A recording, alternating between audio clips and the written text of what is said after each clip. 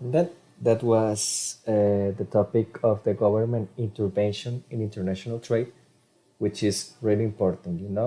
You gave me really good answers about the ethical and the importance of the government to protect the national interest.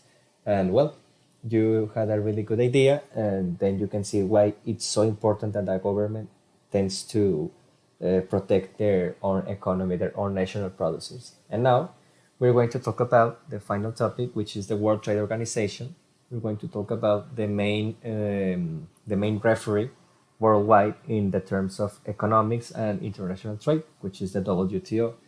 Is the biggest organism that exists in matters of commerce, and even though despite of the world has 200 and plus countries in the World Trade Organization, there are about 164 members. The WTO tends to publish and apply all the non-tariff and tariff regulations in the international commerce. They have the last word, and it's really polemic. They usually don't fit in all the world's ideas, but they try their best, and they object to critics, but it's the best thing they can do. It's the best thing that the world can apply in order to solve problems regard of international commerce. Entonces, ya para concluir esta lección, pues vamos a hablar ahora de la OMC, de la Organización Mundial del Comercio, que es el máximo organismo existente para los temas de comercio internacional. Ellos siempre buscan no ser juez y parte, ¿no? Simplemente buscan regular, buscan fomentar el diálogo entre países para llevar a cabo una mejor actividad de comercio internacional. Y a pesar de que siempre son objeto de críticas, porque obviamente no les puedes dar el gusto a todo el mundo, ellos buscan siempre la manera de que sea lo más justo posible, al menos desde su punto de vista. Y ahorita más adelante pues vamos a ver algunas características de esta organización, ¿no? Porque así como tiene puntos a favor, también tiene puntos en contra, tiene muchas críticas y pues es un tema muy polémico, ¿no? Algo muy importante, la OMC no pertenece a ningún ramo de la Organización de las Naciones Unidas, prácticamente es una organización independiente de cualquier otro consorcio de organizaciones de relaciones internacionales a nivel mundial, pero ha tenido muchísimo realce, ha tenido muchísima importancia en los últimos años y pues prácticamente se ha consolidado como uno de los organismos más importantes a nivel mundial. Well, it's a cold and unfair world. Even though many countries agree on a world with a completely free trade, not all of them are willing to let the war down. I mean, yes, I want to export, I want to have a free trade with everybody in the world, but I want to protect my interests. I'm not so silly.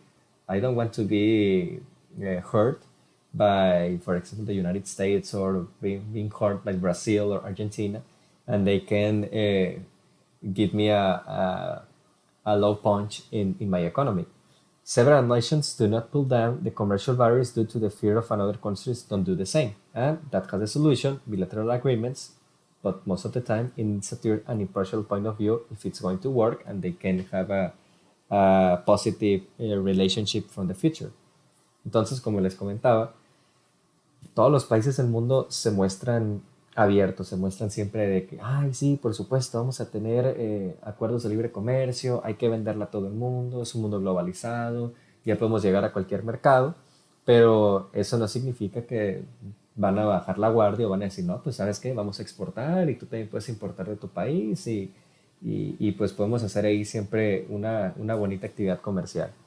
Muchos países del mundo no quitan algunas políticas no arancelarias por el miedo de que el otro país o de que otro socio u otro mercado pues no haga lo mismo, ¿no? O sea, de que se aprovechen de que un país baja o relaja, mejor dicho, sus medidas no arancelarias, sus políticas comerciales, y entonces eso les termine afectando como economía nacional. O sea, sí quiero exportar, pero yo no quiero bajar en mis políticas comerciales porque tengo miedo de que tú te aproveches de eso y a mi economía nacional, o sea, a mi balanza comercial, pues le des en la torre. Entonces, para eso siempre existen estos acuerdos bilaterales, ¿no? Por eso es que existen los tratados de libre comercio o los acuerdos de cooperación económica, pero normalmente como todo lo que sucede en una negociación, no siempre se llega a buen puerto, ¿no? Siempre hay ciertos puntos donde hay fricción, siempre hay estos puntos muertos donde parece que no se va a avanzar y es donde se necesita pues un tercer e imparcial punto de vista para buscar una manera de solucionar todo esto, ¿no? Que son la OMC y es lo que vamos a ver ahorita en el siguiente video.